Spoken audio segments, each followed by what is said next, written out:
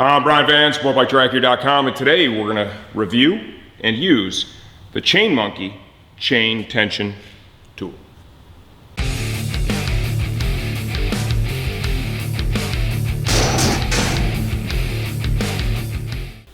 Okay, odds are if you've been to our site or our YouTube channel, you already know we put a lot of energy and focus into this product segment, chain and sprocket. I've shown you how to install them, how to rivet the link, how to get the drivetrain in line, how to get chain tension, how to select the right sprockets, the right chain pitch, all those things, right? A lot of focus and energy into this. So when we saw this tool, the Chain Monkey tool was released, definitely piqued my curiosity, so I wanted to bring one in and play with it and see how it compared to the stuff that we've already shown you how to use. I think this stuff works okay. This one's interesting because it does look to be a little bit easier, and you know, at the end of the day, that never hurt anybody's feelings for sure. So our test bike that we're going to use this tool on today is our 2018 Suzuki GSX-R 1000R STG/Team Hammer replica project bike. Show you the chain slack I've got. We're going to measure this. I can assure you, okay, that is not within the 20 to 30 millimeter operating range that Suzuki recommends for this bike. How do you find the operating range for your bike? Most of them are going to have a sticker on the swing arm that's going to have that operating range for the chain slack. You know what, that was ugly, so I pulled it off. Owner's manual, it'll be in there too. If you don't have that, just Google it. You'll find the spec really, really easy. It's important that you know it. Before I go any further and show you how to use the tool, let's go ahead and use something I've already shown you before that will measure the chain slack to see where we're at right now. I suspect we're well out of our operating range. This is the Motion Pro slack setter tool. Kind of a cool little tool. You start all the way up at the top here. Make sure that's bottomed out. From there, push it down. Yeah, that's going to be like off the scale, man. Okay, we're at 35, okay, 36, maybe 37. So we're definitely out of range. You don't want to ride a bike like this with the chain that loose, okay? For sure not on this 1000. So we know that the chain needs to be tensioned. The tool is going to come with this chart as part of its packaging. This chart has numbers that correspond with those that are on the tool, 1, 2, 3, 4, 5. And then it has two different columns, okay?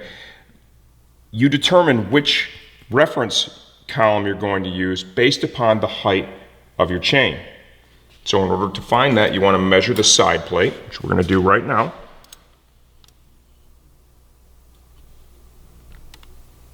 You know, we're probably just north of 15 millimeters, okay?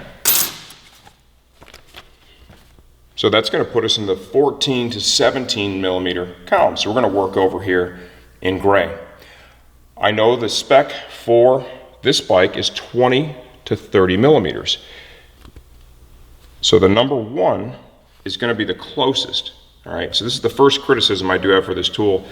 You know, most of us, we're going to want to see that exact number. Yeah, I want to see it right between 20 and 30 millimeters, just like my bike. Well, this one's 25 to 38 there. Okay, so what that tells me is that when you do this, you want to be a little bit to the tighter side when you actually use the tool, and I'll explain that as we go. So we're going to use setting number 1. What does that mean? You want to thread the Chain Monkey until the bottom of the nut is up to the number 1, like so. You can then move the stopper all the way up so that basically it bottoms out when you have tightened it to the number 1. It's just kind of a spot where you can stop.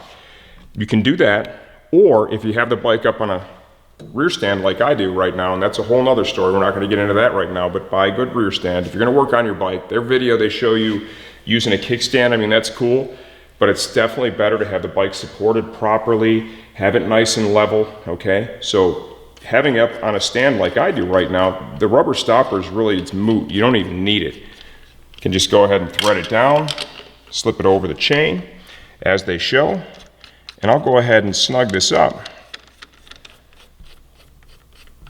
until the bottom of the nut is lined up with the one, just like that, okay? Now, there is still slack in the chain. Clearly, we are not at the proper chain tension. There's no doubt. We already know it's too loose. So from here, what do? This is going to be no different than using another set of tools. You need to be able to loosen up your axle and then have wrenches to work with the axle adjuster bolts. Okay, now we've got the jam nuts loose. We're going to go ahead and bring that axle back in the swing arm. You want to try and do it equally as well. We're going to cover that in more detail as we go, but one of the best ways to do that is try to make sure, after you've verified it's started even, that you're turning each side out the same distance, or as close to as possible.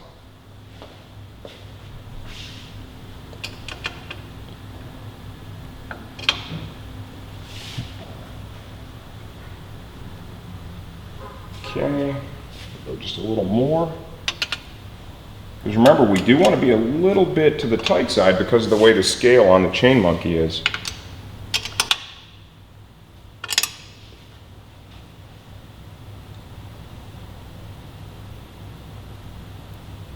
Okay, that's pretty darn tight right there.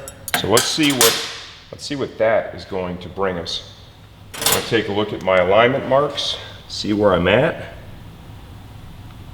Go over to the other side and verify that that's pretty even. Yeah, it's really even. Okay, that looks good. I like that.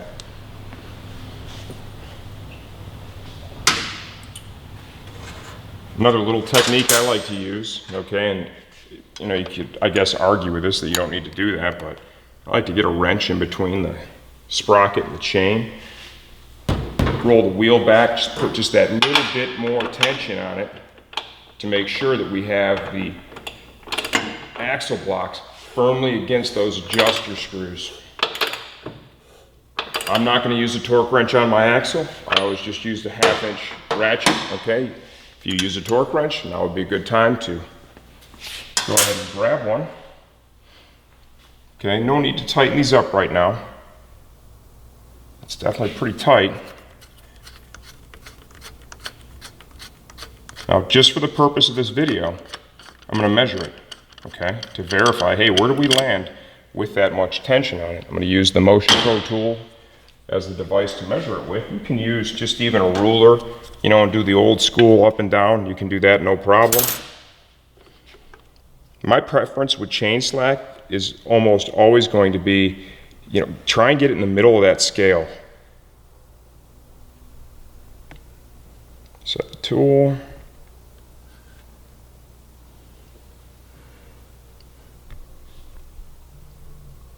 Yeah, I'm just over 25. Okay, and that's where I want to be. I want to be right around there. I certainly don't want to cross 30. And I don't want to be at 20. I like to have it more in the middle or just slightly leaning towards the upper end of the scale, the looser side. Now, when you tighten the jam nuts, super important that you want to put a backup wrench on the screw so that when you're tightening the jam nut, you're not influencing the adjuster screw at all. We do that on both sides.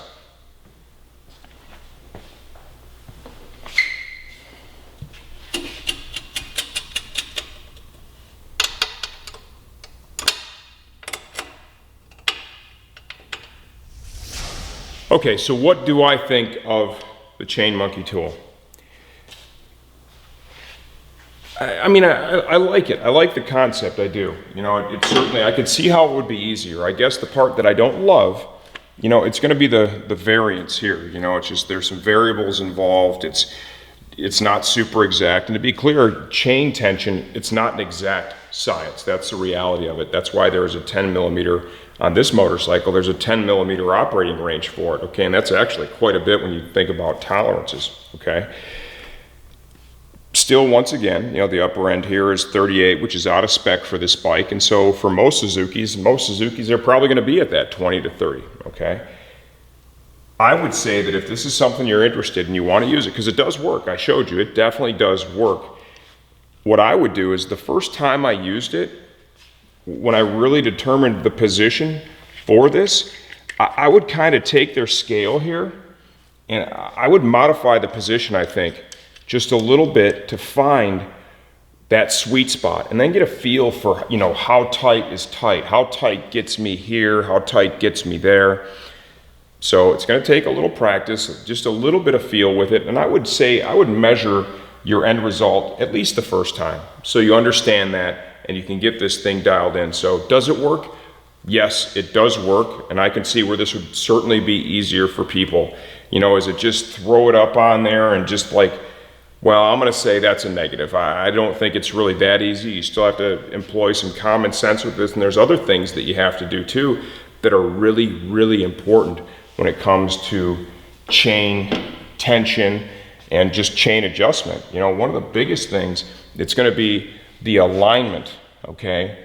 The relationship of the rear sprocket to the front sprocket. It's very important that these are running as close to in line with one another as you can get them. Once again, that itself is not an exact science either, but you know, you do have to see, look at this chain here, okay? I'm gonna show you this right now.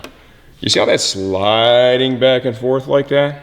Well, if you have just a tiny little bit of misalignment, there's enough movement and play back there, it's gonna sort itself out, okay? So we don't have to be surgical with this, but you still want it to be as close as possible.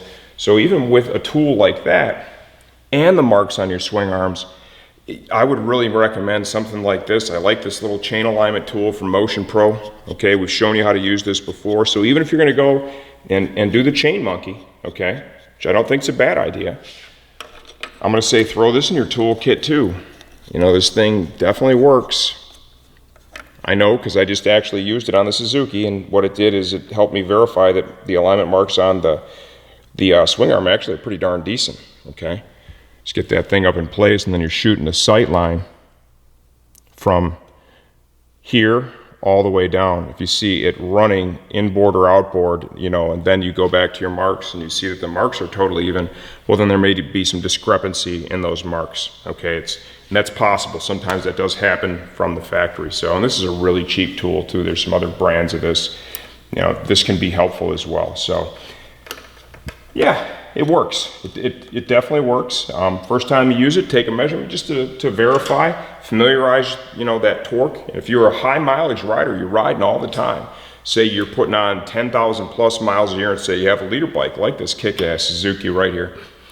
It's going to stretch the chain a little bit. So yeah, this could be a super fast way to just drop, quick maintenance, throw this thing up on here, and go ahead and go through the process faster than doing everything else. So I see the value in it. You got to take some time with it. You got to practice for sure, and still, it does not completely remove you from manual measuring techniques, which I think at the end of the day are still super effective.